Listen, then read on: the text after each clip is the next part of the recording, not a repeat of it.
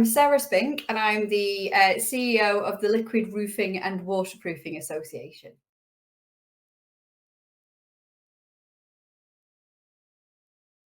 I was quite geeky, I think would be the right word, at school.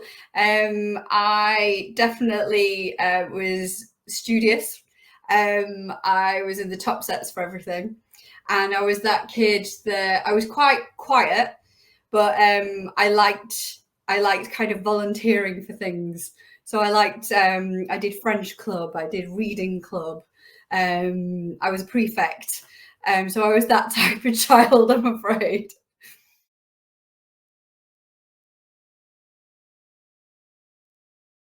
I got into construction completely by accident, in the sense of I never dreamed of going into construction. It wasn't even in my mindset. So, the reason I got into it was because I had a marketing degree, and I'd actually been working at a chair manufacturer's in Preston, and whilst I was there, they paid for me to do a master's in international marketing and my Chartered Institute of Marketing, and I wanted to use it. Is the absolute honest truth. I wanted to use the international side of my marketing qualifications.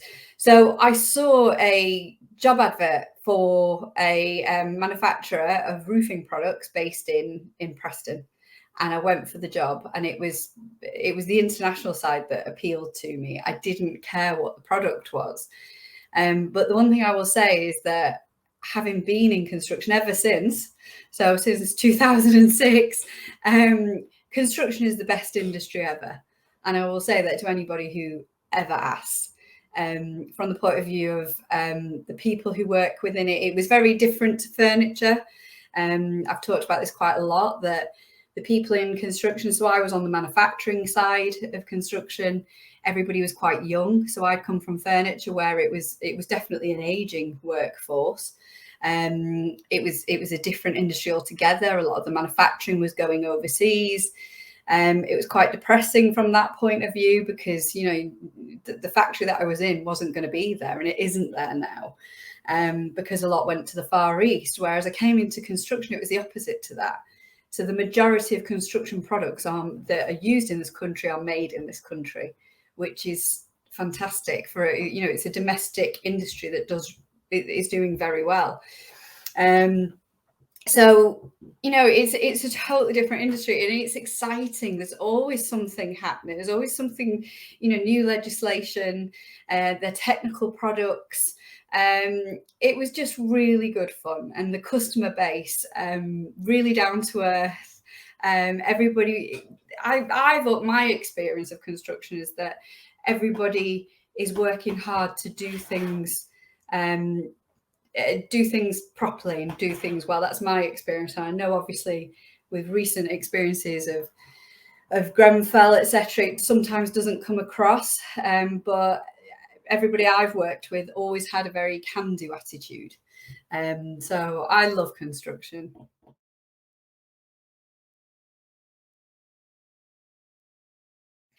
So as I say, I went to university. I did my marketing degree, started off in furniture, did what they call a knowledge transfer partnership at the time, which was about getting graduates into SMEs, to help with strategic change. That was the vehicle that paid for my further qualifications. So the MA in International Marketing, the Chartered Institute of Marketing. So that was a brilliant start, and I would highly recommend those to anybody that's looking to leave university and get into what they've done their qualifications in. And then after that, went from furniture to the manufacturer in liquid waterproofing, in roofing. I was there for 12 years. And that just goes to show. I mean, I went from being a market manager, which was responsible for a specific product group, to being, I did the marketing manager role for a period.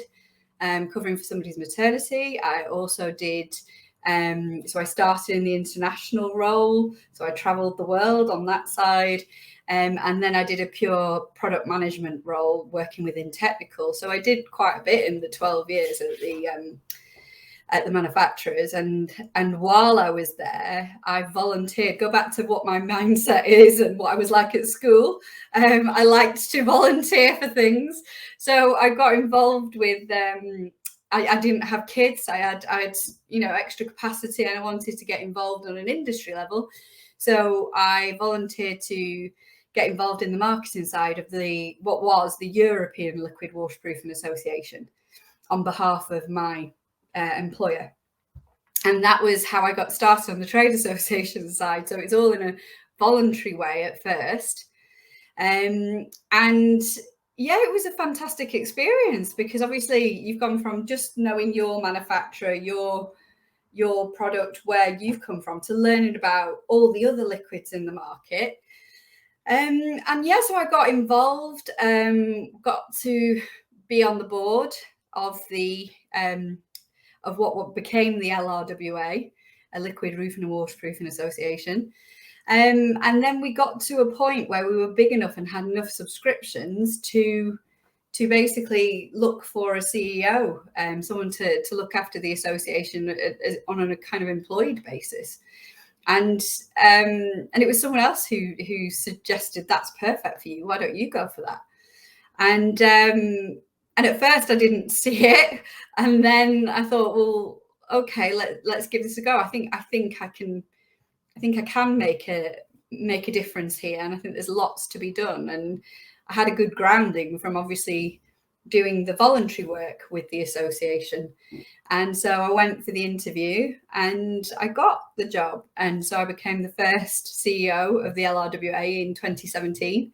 I've been in that role ever since. And from that point as well, it's been so much fun being involved on the industry level. But then I've also got involved on a different level of industry, being so obviously in that period we've had Grenfell. I've already kind of mentioned that, but that has impacted a lot of what we've been doing. And so I've started to get involved in some of the working groups, trying to look at how we can improve competency across construction, working with other sectors of construction. So I've come from roofing, but obviously working with the other sectors to make sure that we're implementing competency frameworks that the rest of the industry can adopt. I became a board member of the Construction Products Association through getting involved in a lot of their working groups. So that was, again, another experience, or different. Going back to that kid who liked to volunteer to do stuff and be busy. And on top of that, I'm the chair of the Institute of Roofing at the moment, which, because I can see that we need a vehicle for our sector or for roofing, to bring in the competency frameworks across all disciplines. And I think the Institute of Roofing is that vehicle. So I'm passionate about that as well. So you can kind of see that how I was at school has transferred into what I'm like as an adult. But yeah, it's been good fun. And I would highly recommend any kid who's similar to me to just kind of keep an open mind with regards to the opportunities that come your way. Because I think there's lots of opportunities. It's whether you take them.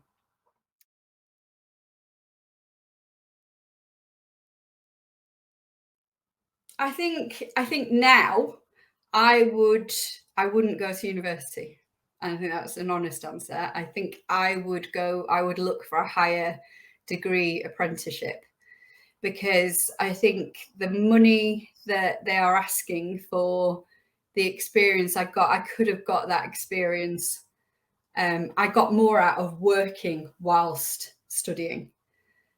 Just studying for a degree in marketing to me was not half as useful as working whilst studying, because you could see it all in action. You could see the impact, and also the fact that the majority of marketers go into business to business. I don't think they go into business to consumer, from my experience and people that I know.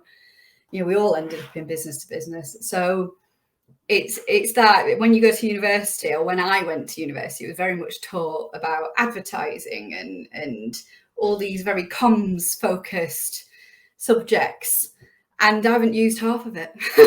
It's the absolute truth, and that's very honest.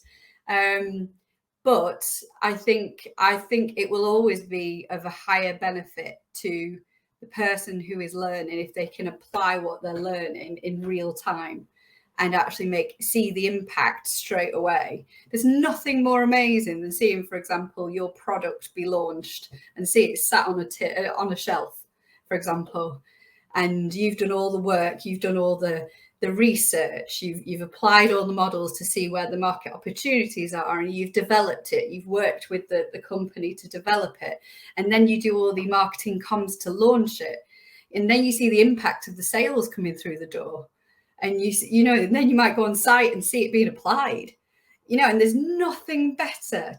I used to get such a kick out of it. So that would be the thing that I would change. I wouldn't go to university. I would look for a high level degree apprenticeship, and I would save myself that money. I know that sounds awful. It shouldn't come down to money, but I don't think it's worth it for the field I went into. If I was a doctor, I think I'd feel differently, but not marketing.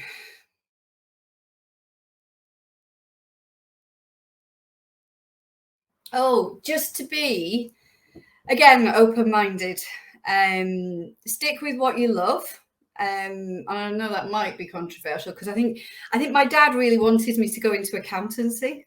I think I was destined for accountancy because I was good at maths. I did maths A levels, so I think the theory always was, you can earn good money as an accountant. And I stuck to my guns and I went into marketing, and because I wanted something that had that kind of slight creativity. I'm not necessarily a creative person, but I did like the kind of the creative side to marketing, and so I stuck to my guns with that.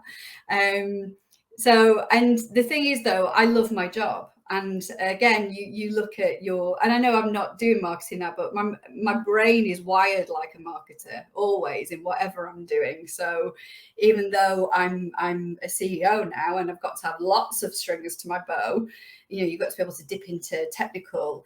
You've got to be able to understand the finance side. You've got to be a very general kind of person who can dip into all sorts of skills.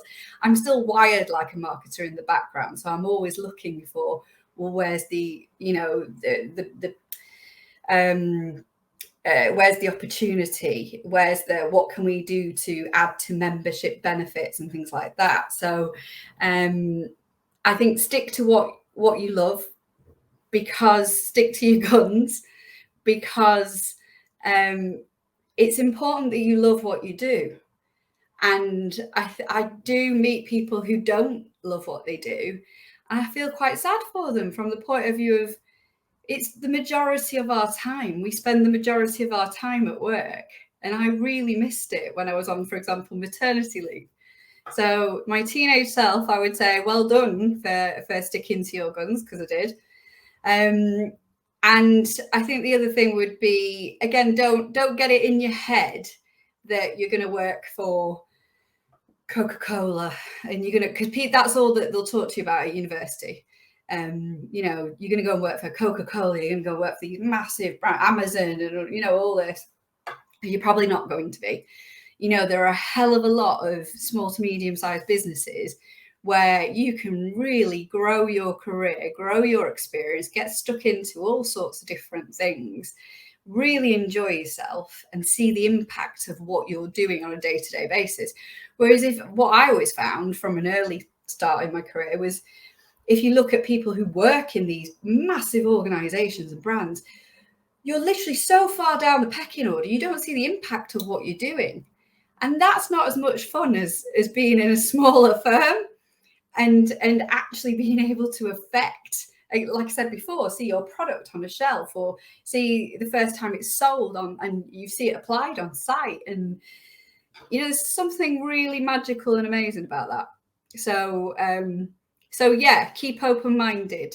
That medium-sized firm that might not look very glamorous, that's roofing, might be the best thing you ever did.